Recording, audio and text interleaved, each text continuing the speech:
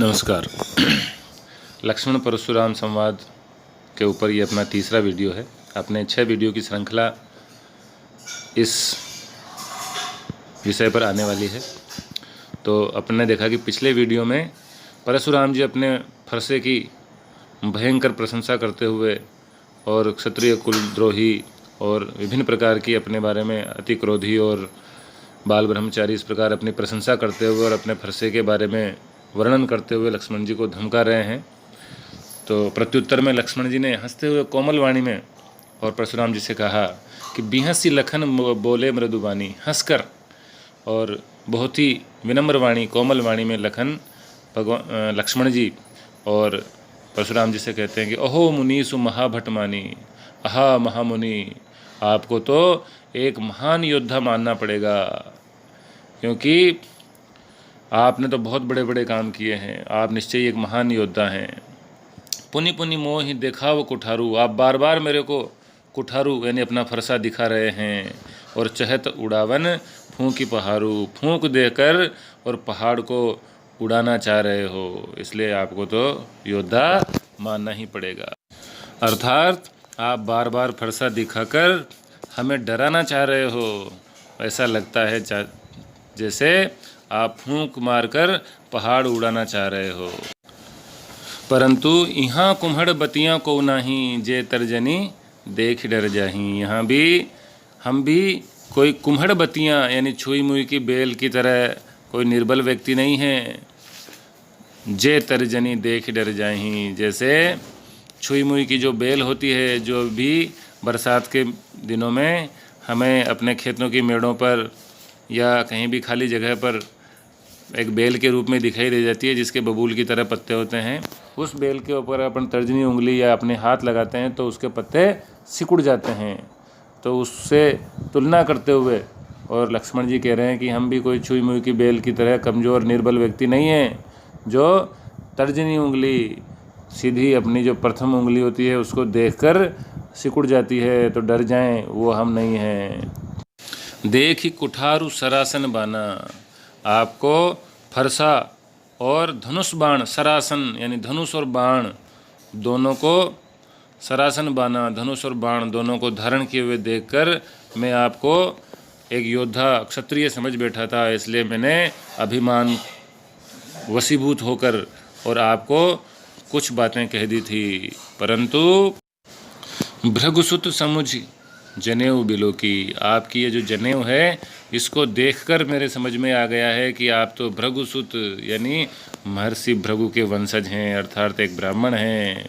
इसीलिए अब जब मेरे को ये समझ में आ गया कि आप एक ब्राह्मण हैं, तो आप जो भी कह रहे हैं, जो कछु कहूँ सहूँ रिस रोकी, आपने जो कछु यानी जो कुछ भी कहा है उसको मैं अपने क्रोध को रोक कर सहन कर रहा हूँ। क्योंकि सुर महिसुर हरिजन अरुगाई, सुर यानी देवता, महिसुर यानी ब्राह्मण, हरिजन यानी भगवान के भक्त, और गाई यानी देवता, ब्राह्मण और भगवान के भक्त ऋषि मुनि और गायों के ऊपर हमारे कुल में, हमरे कुल इन पर न सुराई, हमारे कुल में इनके ऊपर वीरता, सूरवीरता और दादागिरी, आज की भाषा में कहे तो दिखाने की परंपरा नहीं है।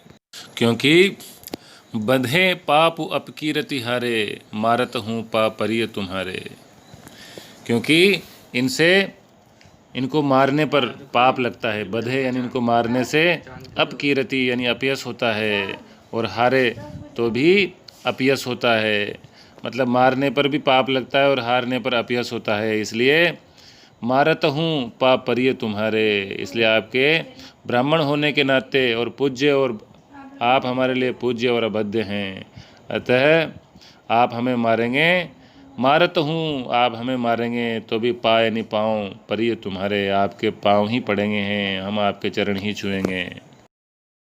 कोटि कुलिस सम बचन तुम्हारा, व्यर्थ धरऊँ धनु बान कुठारा।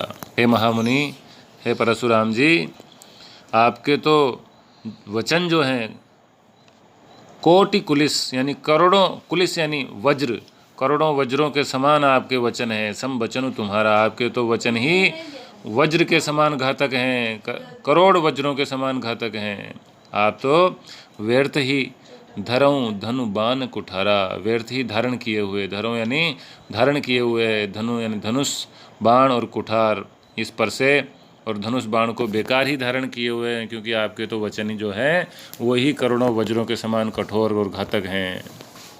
और जिनको देख करके हे महामुनि मैंने जो अपवचन कहे हैं, जो बिलो की यानी अर्थात जिनको देख करके मैंने अनुचित वचन आपको कहे हैं, उसके लिए मुझे हे धैर्यवान क्षमा कर देना। हे महामुनि आप तो बहुत ही धैर्य को धारण करने वाले धीर वीर हैं, इसलिए मुझे क्षमा कर देना।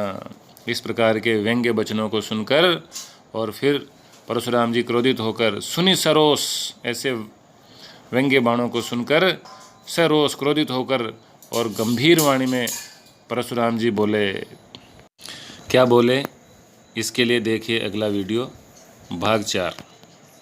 अब अपन इस पर बात कर लेते हैं कुछ विशेष जो इन चौपाइयों में आया है। अनुप्रास और उपमा अलंकार है। शब्दों का आवृत्ति होने से, जैसे कछु कहूँ और सुर महिसुर, पुनि पुनि, मुनीसु महा, इस प्रकार जहाँ जहाँ वर्णों की आवृत्ति है वहाँ अनुप्रास अलंकार है। और कोटि कुलिस सम वचन तुम्हारा, करोड़ों वज्रों के समान आपका वचन है, इसलिए उसकी तुलना हुई है। सम उसका शब्द आया है तो उपमा अलंकार भी इसमें है। शैली व्यंग्य और उपहासपूर्ण है और वीर तथा रौद्र रस की सफल व्यंजना कविवर तुलसीदास के द्वारा इसमें की गई है। कुम्हड़बत्तियाँ जैसे आंचलिक शब्दों का प्रयोग हुआ है। धन्यवाद। मिलते हैं अगले वीडियो में।